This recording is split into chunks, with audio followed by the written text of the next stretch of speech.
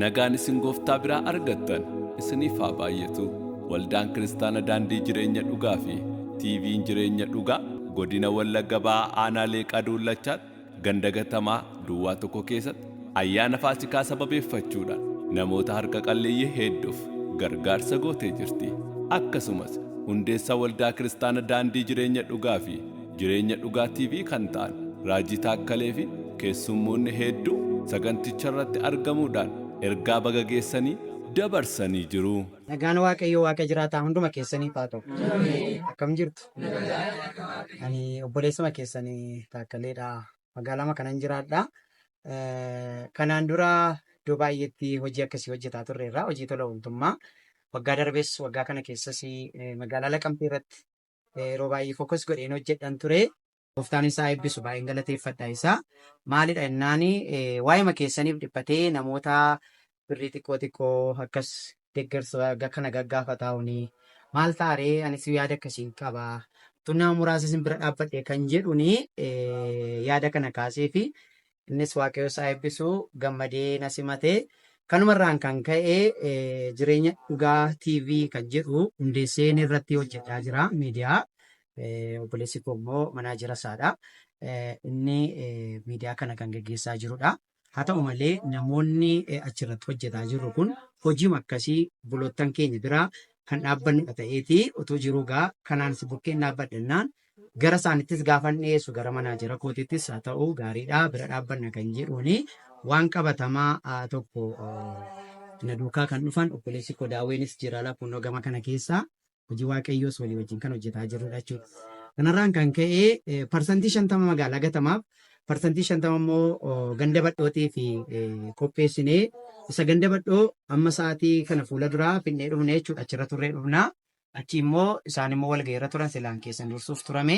Kanarraan kan ka'e kan keessan dudduubara ta'ansinee si caalaa nutu gammada.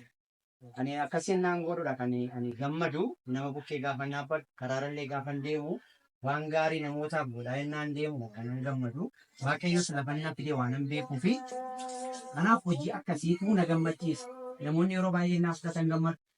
Ani garuu ennaan laatu waan hin gammaduu fi waama xiqqoo qabnurraa fi inni kennaa kana sinii kennuudhaaf ni jirra.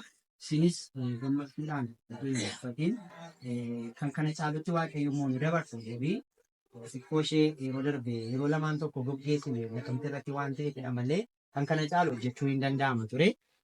Hanga wayyaa hanga wantoota adda addaa kanallee dhiyeessuu dandeessitti hin geenya kana booddee immoo gooftaan immoo nu gargaara.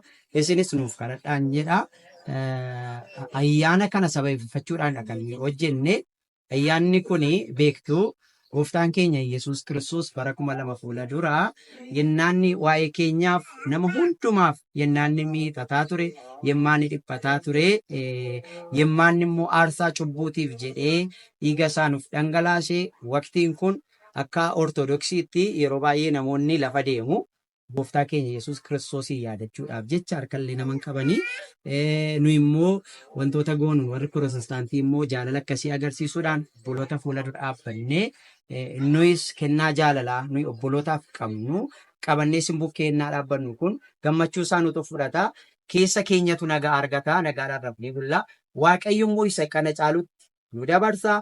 Akkasumallee obboleettii keenya tokkoof waadaa gallee dhufne irraa ganda badhoo irratti suuraa ishee nu fuula dura kaa'anii nutti agarsiisanii mana kan hin qabne ijaaruudhaaf illee suuraa isaa teelegiraamiidhaan nu ergaa inneeni kanas waadaa gallee fi dhufne Waaqayyo jedhamu kan kana caaluun immoo yeroodhaa yerootti kana booddee walitti deebina.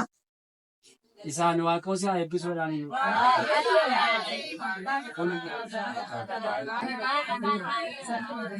nuun kenninee nama kuusinuu inni nama kuusu Waaqayyoodha. Sinis yoo hojjetattani aadaa kana keessaa hin baasu. Akkam jirtu? Nagaa dhabniis. Nagaa taatanii bulchiinsa magaalaa gatamaa fi obboleessa keenya Taakkaleedhaanii sagantaa akkasii qopheessitanii nama gargaaruudhaaf yaaduu keessanii fi inni guddaa nama eebbisuu danda'u waaqni isin haa eebbisu ittiin jenna.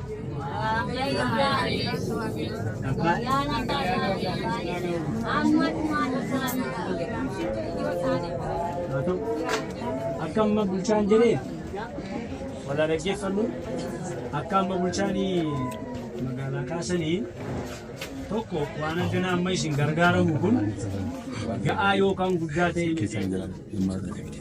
jireenya keessan jijjiiruu jireenya keessan fooyyessuu waan danda'u ta'e miti.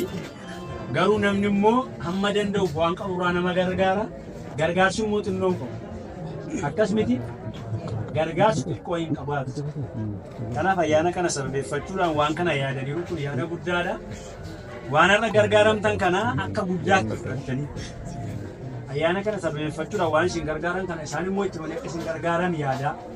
Isin immoo waan gargaaramtan kanaaf waaqas galateeffachaa isaaniinis galateeffachaa guyyaa tokkos haa ta'u sa'aatii laaqanaa sa'aatii irbaataas haa ta'u akka itti gargaaramtan argaa isinii qabna.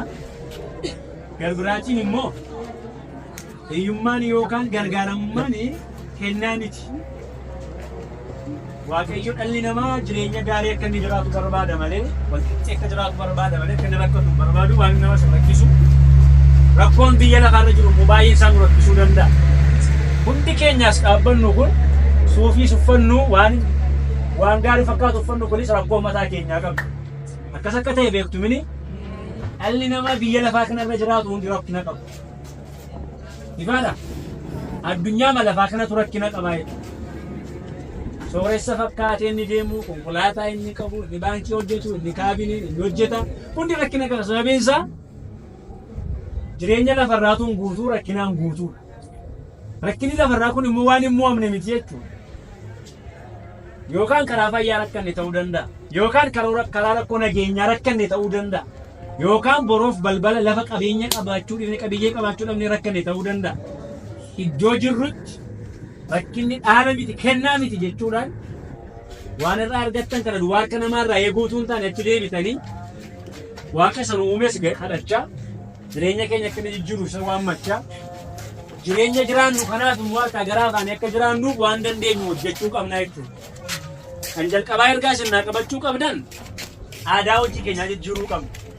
Hojii utuu hin tuffatiin namatti isin hojjechuu dandeenyu duukaa hojjennee ofii keenya gabaa keessa teenyee hojjennee hojii gabaa keessa teenyee hojjennee humna keenyaan hojjennee buluu dandeenya taanaan humna kan qabnu hojjennee aadaa hojii keenyaa jijjiirree jireenya lafarraa kana waaqni nuu kenne kana jiraachuu qabna. Kana keessa jijjiiramni jireenyaa hin dhufa. Hojii tuffachuu hin qabdanii. Nama kadhachuu qofaa harka namatti qabuu qofaa aadaa hin godhannu. Oromoon aadaa akkasii hin qabu. Waan argattan hojjedhaa. Humna qabdaniin dafqaa dadhabaatii waan harka keessanitti argachuu dandeessan jireenya keessan kanaan geggeeffachuu dandeessu ergaa jedhu isinii qabna. Ulfaadhaa galatoomaan isiniin jechuu barbaada.